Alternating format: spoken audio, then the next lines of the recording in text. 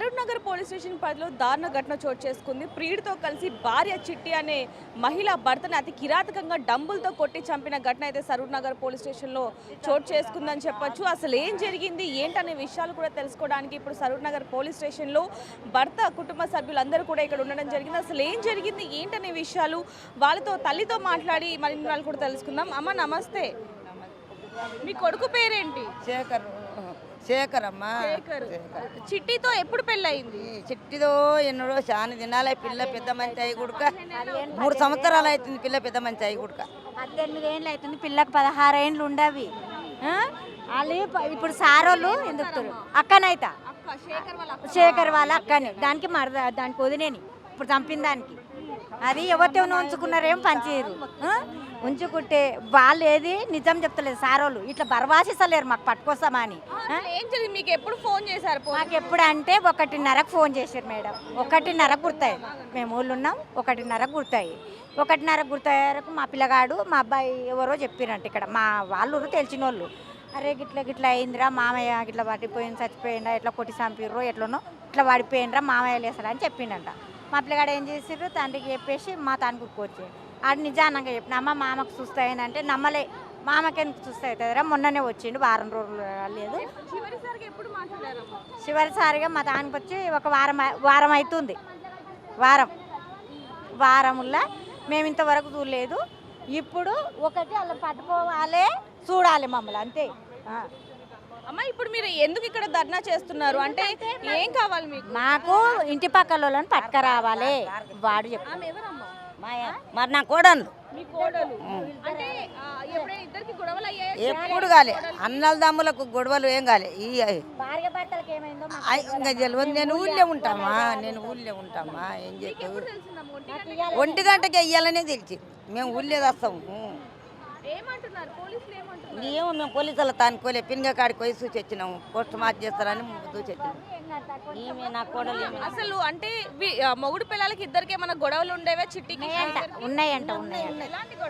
ఎలాంటి అంటే ఇక గిట్లనే వాడు ఇట్లా తిరుగుతుంది లంగాది అన్నట్టు అయిపోయింది. చెప్పు తింటలేడు అన్నట్టు అనుకున్నారేమో కానీ మా వరకు రాలే మేడం. మా వరకు రాలే.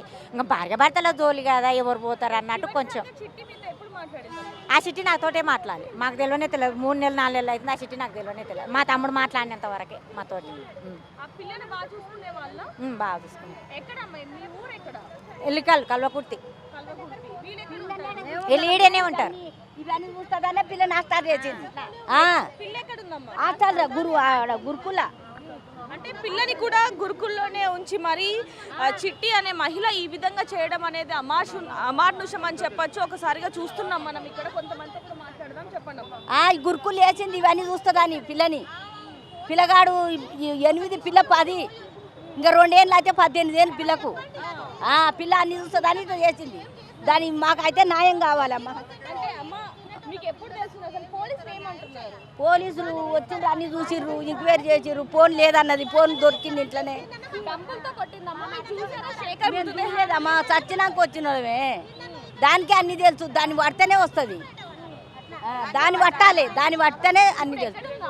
అందులో చూడొచ్చు. పోలీసులకు ఎప్పుడైతే ఈ విషయం తెలిసిందో అప్పుడే చిట్టిని కూడా అరెస్ట్ చేయడం జరిగింది. ప్రస్తుతానికైతే మనం ఇక్కడ సరూర్ నగర్ పోలీస్ స్టేషన్ కింద అయితే వాళ్ళు ఇక్కడ ధర్నా చేస్తున్న పరిస్థితి కనిపిస్తుంది. ఒక్కసారి వాళ్ళతో మాట్లాడి మరిన్ని వివరాలు కూడా ఒకసారి కనుక్కునే ప్రయత్నం చేద్దాం. కానీ అంటే 18 ఏళ్ళ కూతురు ఉన్నప్పటికీ కూడా చిట్టి అనే ఆ మహిళ తల్లి మరొక వ్యక్తితో అక్రమ సంబంధం పెట్టుకొని భర్త అడ్డుగా ఉన్నాడని చెప్పి భర్తని అతి కిరాతకంగా డంబులతో కొట్టడం అనేది అసలు ఎంత అమానుషం అనేది కూడా ఇక్కడ మనకు కనిపిస్తుంది.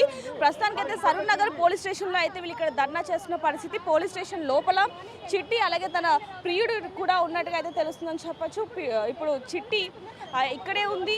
చిట్టిని కనుక మాకు అప్పగించండి, మేము వాళ్ళని బుద్ధి చెప్తాము, ఇక్కడే చంపేస్తాము, అదే డబ్బులతో వాళ్ళని చంపేస్తాము అంటూ కూడా కుటుంబ సభ్యులు ఇక్కడ చెప్తున్న పరిస్థితి కనిపిస్తుంది. మాకు న్యాయం కావాలి, ఎలాగైనా సరే మీరు ఏం చేస్తారో తెలియదు, మాకైతే న్యాయం కావాలి అంటూ కూడా పోలీసులతో మాట్లాడుతున్న పరిస్థితి కూడా మనం చూస్తున్నాం. ఒక్కసారి మరికొంతమంది మనతో పాటు వాళ్ళతో. అమ్మ మీరు ఏమవుతారమ్మ? నేను శేఖర్ వాళ్ళ వదినానండి. శేఖర్ వాళ్ళ వదిన. అమ్మ మీకు ఎప్పుడు తెలిసింది? మాకు 12:30 అట్లా తెలిసింది. 12:30కి తెలిసింది. అసలు ఏంటమ్మా అంటే వీళ్ళిద్దరికి ఏమైనా గొడవలు ఉన్నాయా? ఇంతకుముందు ఎప్పుడైనా ప్రియుడు విషయం ఇది pure FIR case madam, pure FIR case. క్లియర్గా తెలుస్తుంది ఎఫ్ఐఆర్ పెట్టుకుంది తను. ఆ పర్సన్ని తీసుకొచ్చి నైట్ 2 o'clock చేయించింది అనమాట, మర్డర్ చేయించింది. మార్నింగ్ యథావిధిగా తన వర్క్కి వెళ్ళింది, వచ్చింది, మాకు 12కి ఇన్ఫార్మ్ చేసింది. ఎవరు చెప్పారమ్మా మీకు? మాకు మా రిలేషన్ వాళ్ళు అక్కడ దగ్గరలో ఉంటారు, మా ఆడపడుచు వాళ్ళ బాబు ఉంటారు, తను చెప్పారు, తనకు ఎవరో చెప్పారంట. తను మాకు ఈమె ఇన్ఫార్మ్ చేయలేదు. మార్నింగ్ నుంచి ఒక మనిషి నిద్ర లేవకపోతే తను చెప్పాలా లేదా? మార్నింగ్ నుంచి ఒక మనిషి నిద్ర లేవట్లేడంటే ఏంటి మ్యాటర్ అని చెప్పాలి కదా, రిలేషన్కి ఇన్ఫార్మ్ చేయాలి కదా. నువ్వు చేయకుండా 2 o'clock డైరెక్ట్ చనిపోయాడంటే మాకు ఎట్లా తెలుస్తుంది? చూడొచ్చు, ఇక్కడ చూస్తే చనిపోయాడన్న విషయం కూడా క్లారిటీగా చెప్పకుండా, తను చెప్పకుండా వేరే వాళ్ళ ద్వారా తెలియడం అనేది కూడా మనం ఇక్కడ చూస్తున్నామని చెప్పొచ్చు. ప్రస్తుతానికి ఇక్కడ వీళ్ళందరూ కూడా ధర్నా చేస్తున్న పరిస్థితి కనిపిస్తుంది. ఒకసారి మరిన్ని వివరాలు కూడా పూర్తిగా కనుక్కుందాం. అమ్మ, మీకు వేరే వాళ్ళు చెప్పడం జరిగింది, వేరే వాళ్ళే చెప్పారు అంటే ఎలా రియాక్ట్ అయ్యారు? వచ్చేసరికి ఎలాంటి అసలు తను ఒక 3 మనుషులు పట్టుకున్నా వదిలించుకొని వెళ్ళిపోయేంత గట్టితనం అతను. డ్రింక్ చేస్తాడు, బట్ ఎంత డ్రింక్ చేసినా స్టేబుల్గా ఉంటాడు తను. కానీ ఇట్లాంటి సిచ్యువేషన్ ఎప్పుడు రాలేదు. బట్ అది 2 days నుంచి ప్లాన్ చేసుకొని ఈ పని చేసింది ఆమె. ఎవరమ్మా అక్రమ సంబంధం పెట్టుకున్న వ్యక్తి ఎవరు? ఏమన్నా తెలియదు మేడం, వాడెవడో తెలీదు, వాడు ఎక్కడి నుంచి వచ్చిండో తెలియదు. వాడు పిఎన్టీ కాలనీలో ఉంటాడంట. వాని పేరు వచ్చేసి ఏదో పేరు అన్నారు, హరీష్. వాని పేరు వచ్చేసి హరీష్. వాడు మంగళోడు, వాడికి పెళ్లి కాలేదు, వాడు మంగళోడు. ఆ పర్సన్ ఇక్కడికి రావాలి ఇప్పుడు. బట్ పోలీసులకి అతనుండే కాలనీ పేరు తెలిసినప్పుడు డైరెక్ట్ అక్కడికి వెళ్ళాలి కదా, వెళ్ళి ఎంక్వైరీ చేస్తేనే కదా తెలిసేది. లోపల ఎవరో లాయర్ మాట్లాడారంటే రేపు మార్నింగ్ 10 o'clockకి మేము పర్సన్ని సబ్మిట్ చేస్తామని చెప్పారు. మాకు 10 o'clock కాదు, ఇప్పుడు ఇక్కడే ఉండాలి, ఇప్పుడు ఇక్కడికి రావాలి ఖచ్చితంగా. తను లాయర్ తరపున మాట్లాడి 10 o'clock మేము అక్యూజ్ని మేము సబ్మిట్ చేస్తాం అన్నప్పుడు ఖచ్చితంగా ఇన్ఫర్మేషన్ ఉంటుంది కానీ వాళ్ళు పట్టుకోవచ్చు కదా. లాయర్ మాట్లాడి 10 గంటలకు ఇస్తామంటుందంట. అంటే ఇక్కడ పోలీసులు సంథింగ్ ఏదో మాట్లాడుతున్నారు కదా అని చెప్పేసి. ఇప్పుడు ఏమవుతుందంటే అక్యూజ్ పర్సన్ ఎవరైతే ఉన్నారో వాళ్ళ తరపు న్యాయవాది రేపు పొద్దుగాల అక్యూజ్ పర్సన్ని మేము పిఎస్లో సరెండర్ చేస్తామంటున్నారంట. అంటే ఇన్ఫర్మేషన్ పిఎస్లోకి ఉంది కదా ఇక్కడ ఉన్నప్పుడు వాళ్ళు పట్టుకురావచ్చు కదా. వీళ్ళు పట్టుకురావటం అంటే పోలీసులకి సంథింగ్ ఏదో మాట్లాడుకున్నది మాకు అర్థమవుతుందండి. ఇక్కడ విషయం అది ఖచ్చితంగా మర్డర్ అండి, జరిగింది క్లియర్గా. మర్డర్ ఎలా జరిగిందని తెలియదు, మర్డర్ అయితే జరిగింది. ఎంతమంది ఇన్వాల్వ్మెంట్ అయ్యారు ఏం కథ తెలియదు. ఆమె ఏం చెప్తుందంటే బయటికి వెళ్ళి దెబ్బలు తాకినాయని చెప్తుంది, కానీ మా మరదలు బయటకు వెళ్ళి దెబ్బలు తాకి వచ్చి ఇంట్లోకి వచ్చి అని చెప్పింది, కానీ ఇంట్లో జరిగిందని మాకు చెప్పలే. అక్కడ చూస్తే ఏమవుతుందంటే ఖచ్చితంగా ఇంట్లోనే 2-3 కలిసి చంపేశారు. అరే ఆమె ఏమంటుందంటే మేము ఏడుస్తుంది బాగానే మాట్లాడుతుంది ఆమె. పోలీసులు ఏమంటున్నారంటే అది మర్డర్ నుంచి వాళ్ళకి తెలుసు, బట్ క్లియర్ చెప్పట్లేదు, క్లియర్ చేయట్లేదు వాళ్ళు. ఇప్పుడు మీరు పోలీసులతో మాట్లాడడం జరిగింది, పోలీసులు ఏం చెప్తున్నారండి? వాళ్ళు ఏం చెప్తున్నారంటే మేము మా ప్రయత్నం మేము చేస్తున్నాము, మేము ఖచ్చితంగా మీకు న్యాయం చేయడానికనే చూస్తున్నాము. మేము వాళ్ళ కోసం ఎంక్వైరీ చేస్తున్నాము. మేము మా డ్యూటీ మనం చేసుకొని ఇవ్వండి, మేము ఖచ్చితంగా మీకు న్యాయం చేస్తాము. ఎవరైనా ఈ పర్సన్ అనేది మేము చెప్తేనే కదా మీకు తెలిసింది, మేము చేయకపోతే మీకు ఎట్లా తెలుస్తుంది? మేము చేసినాము, ఎవరనేది తెలుస్తుంది కాబట్టి మేము చిట్టినే చంపింది అని చెప్పి ఎలా నిర్ధారించారు? అసలు ఆమెనే చెప్పిందంట వాళ్ళకు. ఆమెనే చెప్పిందంట నేను ఇంకొక పర్సన్ పిలుచుకున్నా, మేమే చేసినామని చెప్పేసిందంట వాళ్ళకు. ఇక కారణం అనేది మనకు ఇప్పుడు వాళ్ళకి ఏం జరిగింది అన్నది, ఇంట్లో ఏం జరిగింది కారణం తెలియదు. వాళ్ళు భార్యాభర్తలు నెల నుండి గొడవ పడుతున్నారు, వాళ్ళకి ఏం జరిగింది తెలియదు. ఆ విషయంగా అనుకొని రోజు నన్ను ఇబ్బంది పెడుతున్న ఉద్దేశంతో ఆమె కిరాతంగా చంపించడం జరిగింది. నిజంగానే వాళ్ళిద్దరికి అక్రమ సంబంధం ఉందా లేకపోతే అది తెలియదు కదా, అది మనకు తెలియదు, అది గుగారని తెలియదు. ఇప్పుడు నిజంగా మనం అనుకోనికే అక్రమ సంబంధం లేకపోతే ఎవరైనా వేరే పర్సన్ అయితే రాలేరు కదా, రారు కదా. ఆ సంబంధం ఉంటేనే వస్తారు, వాళ్ళు రాకుంటే రారు. కాబట్టి వాళ్ళు మేము చేసే డ్యూటీ మేము చేస్తున్నాము, కొంచెం మాకు టైం ఇవ్వండి, మీకు ఖచ్చితంగా న్యాయం చేస్తామని పోలీసు వాళ్ళు చెప్తున్నారు. ఇప్పుడు ఎవరైతే ఇంకొక వ్యక్తి ఉన్నాడో అతన్ని పట్టుకోవడానికి అయితే రేపు పొద్దున 10 గంటలకు తీసుకొస్తామంటూ కూడా పోలీసులు చెప్పారు అంటూ కూడా మీ కుటుంబ సభ్యులు చెప్పడం జరుగుతుంది. అంటే అతను వచ్చి వెళ్ళిపోయాడా లేకపోతే ఏంటి? అతను చెప్పలేదు, ఎవరు మాకు పూర్తి ఇన్ఫర్మేషన్ లేదు. వాళ్ళకైనా వాళ్ళు ఏమన్నారంటే మేము డ్యూటీ చేయకపోతే మాకు ఎట్లా తెలుస్తుంది, మేము డ్యూటీ చేస్తున్నాం కాబట్టి పలానా పర్సన్ అని చెప్పి మాకు పేరు తెలిసింది కాబట్టి మేము ఖచ్చితంగా పట్టుకొస్తాం, మేము పట్టుకొచ్చి మీకు న్యాయం చేస్తామని చెప్తున్నారు. అంటే అంటే ఇప్పుడు ఆమెను ఎలా శిక్షించాలి అంటారు? ఇక శిక్షించంటే ఆమె శిక్ష కంటే ముందు పిల్లలకు న్యాయం జరగాలి. అది ఏం చేస్తారనేది ఎంతమంది పిల్లలు? ఇద్దరు పిల్లలు. ఇద్దరు పిల్లలు. ఎలాంటి న్యాయం కావాలి అంటారు? ఎందుకంటే ఇప్పుడేమో శేఖర్ చనిపోవడం జరిగింది, తన తల్లి ఏమో పోలీస్ స్టేషన్లో ఉంది కాబట్టి అసలు ఎలాంటి న్యాయం కావాలి అంటారు? ఇప్పుడు తండ్రి లేడు, తల్లి జైలు పాలైంది. ఎందుకు అది ఎవరైతే చంపిండో ఆమె చెప్తున్నది అదర్ పర్సన్ అని చెప్తున్నారు. అదర్ పర్సన్ ఎవరనేది మాకు తెలియదు. అతన్ని శిక్షించి వీళ్ళకి ఏం న్యాయం చేస్తారో వాళ్ళ ద్వారా న్యాయం చేయించాలి మాకు. సో చూడొచ్చు, ఎవరైతే వేరొక వ్యక్తి ఉన్నాడో అతను ఎవరో కూడా మాకు తెలీదు అంటూ కూడా వీళ్ళు చెప్పడం జరుగుతుంది. కానీ శేఖర్ వాళ్ళ వదిన మాత్రం లేదు, అతను మాకు తెలుసు, అంటే అతను ఒక మంగళోడు అంటూ కూడా తను చెప్తున్న పరిస్థితి అని చెప్పొచ్చు. కానీ అతని ద్వారానే ఇదంతా కూడా చేసింది అంటూ కూడా వీళ్ళు చెప్తున్న పరిస్థితి అని చెప్పొచ్చు. లోపలైతే పోలీస్ స్టేషన్ లోపల ఇప్పుడైతే చిట్టి ఉంది. మరి తను పోలీసులకు ఏం వివరాలు చెప్తుంది ఏంటనే విషయాలు కూడా తెలియాల్సి ఉందని చెప్పొచ్చు. మరి ఎవరి ద్వారా అయితే ఈ హత్య చేసిందో, ఎవరి కోసం అయితే చేసిందో వాళ్ళు మాత్రం రేపు పొద్దున 10 గంటలకి ఇక్కడ ఉంటారు అంటూ కూడా పోలీసులు చెప్పడం జరుగుతుంది. కానీ వీళ్ళు మాత్రం వాళ్ళు ఇప్పుడే రావాలి, అంటే ఎవరైతే హత్య చేయించారో, ఎవరితో అయితే సహాయం తీసుకుందో ఆ వ్యక్తి ఇప్పుడు ఇక్కడికి రావాలి అంటూ కూడా వీళ్ళు వాపోతున్న పరిస్థితి కనిపిస్తుంది. ఇక్కడ చూడొచ్చు, ప్రస్తుతానికైతే కుటుంబ సభ్యులందరూ కూడా ఇక్కడ నించొని ఆ వ్యక్తిని పిలిపించాలి అంటూ కూడా ఇక్కడ నించొని పోలీసులను అయితే వేడుకుంటున్న పరిస్థితి కనిపిస్తుంది. ఒక్కసారి ఆ తల్లితో మాట్లాడే ప్రయత్నం కూడా చేద్దాం. అమ్మ, ఇప్పుడు ఆ వ్యక్తి రావాలా ఇక్కడికి? రావాలమ్మా, రావాలి, తప్పనిసరి రావాలి. వ్యక్తి ఎవరు? ఇంకొక పర్సన్ ఎవరు? ఇంకా ఆయన ఎవరు మాకు తెలియదు బిడ్డ. మేము ఊళ్ళో ఉంటే మాకు తెలియదు బిడ్డ. ఆమె అయితే రావాలి. అంటే మొగుడు పిల్లలకి గొడవలు అయ్యాయని మీకు ఎప్పుడైనా చెప్పాడా మీ కొడుకు శేఖర్? 2 ఏళ్ళు ఆయన చెప్పిండు ఏమని చెప్పాడు? గొడవ అయింది. మా ఇంటికి వస్తే మేము మళ్ళీ ముసళ్ళు నా కోడలు తోలిచ్చినాము. ఎందుకు గొడవ అయిందంటే ఇంకా వాడు ఎక్కడో డ్యూటీకి ఓ రాత్రి పోయేది, ఓ రాత్రి వచ్చేది. జరంలో గొడవ జరిగింది ఇద్దరు ఆల్మోగనికి. ఆయన ఎప్పుడో ఏదో సూచిండు, అది చూసి అది చేసిండు. ఎప్పుడైనా మీ కొడుకు చెప్పాడా? అంటే చిట్టి ఇలా వేరే వాళ్ళతో ఫోన్ మాట్లాడుతుంది, లేకపోతే వేరే వాళ్ళని కలిసి చెప్పాడా? చెప్పిండు. ఏమని చెప్పాడు? పిల్ల ఉన్నది, పిల్ల చెప్పింది. ఎట్లున్నానే ఇట్లా అవుతుంది, ఇట్లా చేస్తుంది. నేను ఏం కలగాను, ఏం చేయగలను? నేను 2 రోజులకు నాడుస్తా, 3 రోజులకు నాడుస్తున్నా. నా తలకాయ కింద పడేటట్టు ఇట్లా చేస్తుంది. ఏం చేయాలి? మీరు ఊళ్ళరా, నేను ఈడ, మరి నా పరిస్థితి ఎందుకు ఇట్లా చెప్తుందని అన్ని ఊర్లోకి దోలుకొస్తే ఊళ్ళే సమాధానం చెప్పినాం. అట్లా కావద్దు, ఇట్లా కావద్దు, నీకు ఎదిగిన పిల్ల అయింది, పెద్ద మంచి అయిన పిల్ల ఉంది. ఒక్కసారి మనకు ఆస్తులు ఆవుదానే లేవు, 2 రెక్కలు కొట్టుకుంటే బతుకుతాము, చేస్తాము. నువ్వు అట్లా చేయొద్దు, ఇట్లా చేయొద్దు అని చెప్పినాం. ఆ చెప్పగలిగినాక మంచిగా ఉండరు. మళ్ళీ అంతకు ముందుకు ఇంకా మళ్ళీ ఇట్లా కొట్టిండు, తిట్టిండు. ఈ పెద్ద మనుషులకు పిలిచినాక కొట్టిండు, తిట్టిండు అనే జోలి లేదు.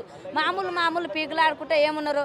ఏమన్నా కార్యాలకు, పండుగలకు, దసరాకు కానీ, సంక్రాంతికి కానీ వచ్చేవాళ్ళు, ఇద్దరు కలిసి వచ్చేవాళ్ళు, అంత బాగుండేది. కానీ కూతుర్ని ఎందుకని గురుకుల్లో వేయాల్సిన పరిస్థితి వచ్చింది? ఇక లేదు కదా ఈ పరిస్థితి. అంటే ఇప్పుడు ఆయననేమో కారు డ్రైవర్ అని అటు జర అక్కడక్కడే ఉండే. ఈమె ఇళ్ళలో పనిచేసి ఈమె రూపాయి, ఈమె నాదేందో నాకు అతేందో, నేను 1000 రూపాయల పని చేసినా, 500 పని చేసినా అయిపోయింది నాది, నీది పెడతలేవు. చిట్టి తల్లిదండ్రులు ఏమన్నా వచ్చారా ఇక్కడికి? వాళ్ళకి ఫోన్ చేశారా? వాళ్ళకి ఫోన్ చేయడానికి వాళ్ళ ఇంటి పక్కనే ఉండరు. ఇప్పుడు వాళ్ళు చిట్టిల్లు ఇది వాళ్ళందరూ ఇన్నే ఉండరు, అదే గల్లీలు ఉండరు ఒక్కరు. ఈ వారం రోజుల సంది తల్లిగారింటి కాడు ఉండే. తల్లిగారి దారకెళ్ళి వచ్చిందా ఈ మటరు?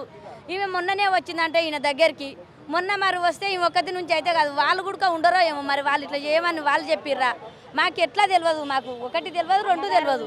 ఇప్పుడు మీకు ఎలాంటి న్యాయం? ఎవరమ్మా? అన్న ఈయనే ఉంటారు, ఇక్కడే ఉంటారు. కానీ రాలే, స్టేషన్కి వచ్చారా? ఎవరు కూడా రాలేదు చిట్టి తరపున వాళ్ళు ఎవరు? వాళ్ళ మంది ఒక పిల్ల రాలే, ఎవరు రాలేదు. వాళ్ళ మంది మళ్ళీ గిట్ల అయిండ్రు, నీ మడిది గిట్లుండ్రు, మీ కొడుకు గిట్లుండ్రు అని మాకొక్కరు వాళ్ళ మంది ఫోన్ చేసింది లేదు. పక్కల పిల్లలు చేసిందే, ఇంటి పక్కల వాళ్ళు మొత్తుకుంటున్నదంట. మా యారాలు మొత్తుకుంటుంటే వేరే వాళ్ళు విని ఫోన్ నెంబర్లు ఉంటాయి కదా, ఫోన్ నెంబర్లు వెళ్ళినప్పుడు శేఖర్ ఎలాంటి పరిస్థితుల్లో ఉన్నాడు? ఇక స్టేషన్లు వేసారు. మేము ఊరికి వెళ్ళి ఇప్పుడే వచ్చినాం, స్టేషన్లు వేసాం. మేము గాడేస్తే అందులోకి ఎవరు రానిస్తలేరు, మళ్ళీ ఇడుకురికి వచ్చినాం. గాంధీ హాస్పిటల్నే ఉండదు, ఉస్మాన్. మాకు 1:30 కాల్ వచ్చింది మేడం. 1:30 కాల్ వచ్చింది, ఇలా చనిపోయారు అది ఇది అని. వేరే ఒక పర్సన్, మాకు తెలిసిన పర్సన్ ఫోన్ చేసిండు. తెలుసా అని? మాకు తెలియదు అది అని మేము అన్నాము. మాకు 1:30 కాల్ వచ్చింది, ఇలా చనిపోయినట్టు అది ఇది అంటే మేము ఇంకా మాకు ఏం ఇన్ఫర్మేషన్ లేదు. డైరెక్ట్ తెలిసేదవరే మేము కలవకుర్తి పక్కల విలేజ్ మాది మాదారం. మేము అక్కడి నుంచి వచ్చే వరకు సాయంత్రం అయ్యింది, 5 అయ్యింది. ఇక్కడికి మేము వచ్చే వరకు 5 అయ్యింది. మాకు ఎలాంటి ఇన్ఫర్మేషన్ లేదు. ఎలాంటి ఇన్ఫర్మేషన్ లేదు. కాకపోతే మాకు ఇంకా తెలియదు.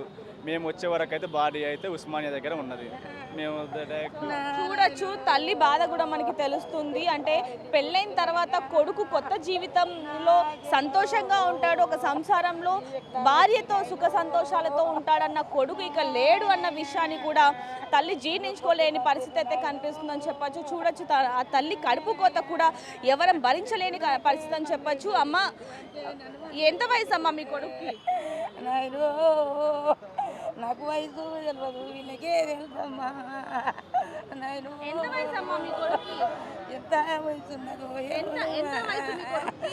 నేను నాయన ఎక్కడ ఒకసారిగా చూడొచ్చు ఆ తల్లి ఆవేదన కూడా మనకు కనిపిస్తూ ఉంది. శేఖర్ నువ్వు ఇంకెప్పుడు రాలేవు అంటూ కూడా తను ఒకసారి తన బాధని ఒక్కసారి ప్రతి ఒక్క తల్లికి ప్రతి ఒక్క భార్యకి ఒకసారి వినిపించే ప్రయత్నం చేద్దాం. నా కొడుక నా కొడుకో నా ఇంటికి నువ్వు రావాల్సిన్నావో నా కొడుక, నీకు ఇష్టం లేకపోతే వెళ్ళిపోవాలి నా కొడుకో, ఇంట్లో తీసుకొని ఊగపోయినుంటే నా కొడుకో, ఇంత ఇంత చేసి కొడుక నా నాయనో ఎలాగన్నా పడతావు కొడుక నీవు నా నాయనా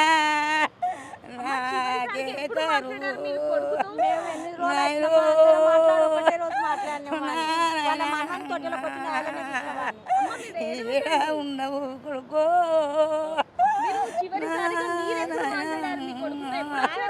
నాకు బాగా అయితే లేదు నాయమ్మా, నీ కలువకుదనాయమ్మా. సో చూడొచ్చు ఇప్పుడు ప్రతి ఒక్కరు కూడా కింద కామెంట్స్ ఒకటే పెడుతూ ఉంటారని చెప్పొచ్చు. ఆ తల్లి అంత బాధలో ఉంటే ఎందుకని మీరు మైక్ పెడుతున్నారు అని. కానీ ఇది పెట్టడానికి కూడా ఒక కారణం ఉందని చెప్పొచ్చు. ఏంటంటే ఈ తల్లి బాధ చూసైనా సరే ఒక భార్య ఒక తల్లి కడుపు కోత ఏ విధంగా ఉంటుంది, తన కొడుకుని చంపుతాను తెలియడానికి మాత్రమే తనతో ఇప్పుడు మాట్లాడించడం జరిగిందని చెప్పొచ్చు. ఎందుకంటే నిండు నవమాసాలు మోసి పెంచి పెళ్లి చేసి తన మనవళ్ళు మనవరాలని పోషిస్తూ కూడా ఇప్పుడు ఆ తల్లి కడుపు కోత ఏ విధంగా ఉందనేది కూడా చూస్తున్నాం. కాబట్టి తనతో అయితే మాట్లాడించడం జరిగిందని చెప్పొచ్చు. ఇప్పుడు శేఖర్ అంటే ఒకసారి శేఖర్ వయసు ఎంత అనేది కూడా ఒకసారి తెలుసు. అమ్మ శేఖర్ వయసు ఎంత అమ్మ? శేఖర్ వయసు ఎంత? 40 ఏళ్ళ కొడుకు నిర్జీవంగా పడి అసలు ఆ మృతదేహాన్ని కూడా చూసి ఆ తల్లి ఎంత రోధిస్తుంది అనేది కూడా చూస్తున్నామని చెప్పొచ్చు. ప్రస్తుతానికైతే పోస్ట్ మార్టంకి అయితే హాస్పిటల్కి తరలించడం జరిగింది. కుటుంబ సభ్యులు మాత్రం రోధిస్తున్న పరిస్థితి కనిపిస్తుంది ఒక్కసారిగా. ఎందుకంటే 10 రోజుల క్రితమే మాతో మాట్లాడడం జరిగింది. మరి ఇంతలోనే ఇలాంటి ఘటన చోటు చేసుకోవడంతో మాకేం చేయాలో కూడా అర్థం కావట్లేదు అంటూ కూడా ఒక వైపు నుంచి కుటుంబ సభ్యులు రోధిస్తున్న పరిస్థితి ఇక్కడ మనకు కనిపిస్తుందని చెప్పొచ్చు. అదేవిధంగా చూసుకుంటే మాకు న్యాయం కావాలి. ఎందుకంటే ఒక పెళ్లి చేసిన తర్వాత భార్య చేతిలో పెడతాము, కానీ ఆ భార్యనే ఇప్పుడు తనకి మృతువులా మారి ఎముల్లా మారి తన ప్రాణాలు తీసింది అంటూ కూడా వీళ్ళు రోడ్ తీస్తున్న పరిస్థితి అని చెప్పొచ్చు. మళ్ళీ పిల్లల పరిస్థితి ఏ విధంగా ఉంటుందో కూడా తెలియని పరిస్థితి అని చెప్పొచ్చు. ఎందుకంటే పిల్లలిద్దరినీ కూడా గురుకుల్లో ఉంచేసి భార్య ఇక్కడ చెయ్యకూడని పనులన్నీ కూడా చేస్తుంది అంటూ కూడా కుటుంబ సభ్యులు చెప్తున్న పరిస్థితి అని చెప్పొచ్చు. ఏదైనప్పటికీ మరి వీళ్ళకి ఎటువంటి న్యాయం జరుగుతుందనేది కూడా వేచి చూద్దాం. అలాగే సరూర్ నగర్ పోలీస్ స్టేషన్లో మాత్రం చిట్టి ఇప్పుడు లోపల ఉంది. పోలీసులు తనని విచారణ చేస్తూ ఉన్నారు. మరి ఈ విచారణలో ఎలాంటి నిజాలు తెలుస్తాయనేది కూడా వేచి చూడాల్సిన సమయం అయితే ఉందని చెప్పొచ్చు. మరిన్ని వార్తల కోసం చూస్తూనే ఉండండి బిగ్ టీవీ. కెమెరామ్యాన్ వేణుతో రిపోర్టర్ దేవిక, సరూర్ నగర్.